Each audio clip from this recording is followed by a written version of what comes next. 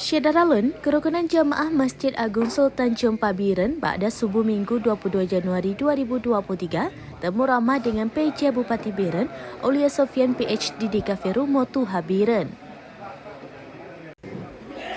Dalam pertemuan tersebut, PJ Bupati Biren didampingi Asisten 1 Sekda Biren, Mulyadi SHMM, Kadis Syariat Islam Anwar SAG, perwakilan Diskominfo Biren, dan pejabat lainnya.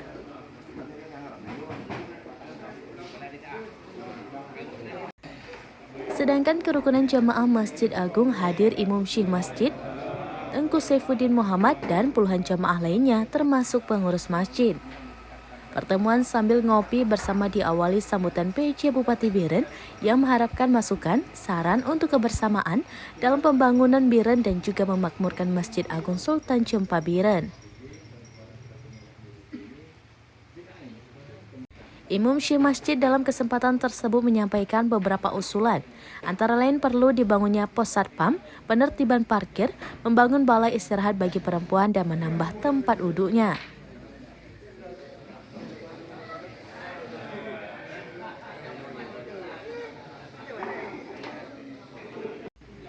Beberapa jamaah lain menyampaikan keinginan menghidupkan radio Masjid Agung dan sejumlah saran lainnya.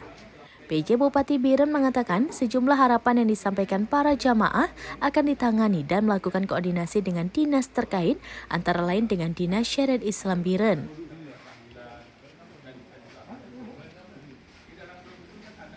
Aulia Sofian juga mengharapkan peran para jamaah dan semua pihak untuk bersama-sama mencegah peredaran narkoba yang semakin membahayakan generasi muda, perlu kebersamaan mengatasi masalah tersebut.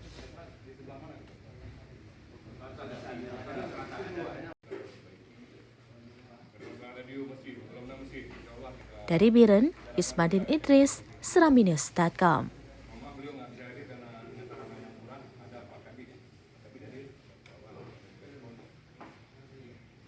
Dan salat jamaah jangan harap keluarga.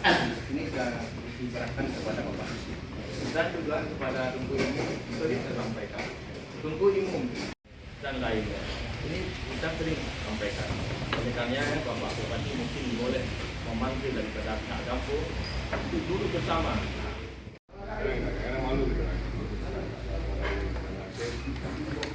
Yang wudhu, insya Allah kita segera absen Pak.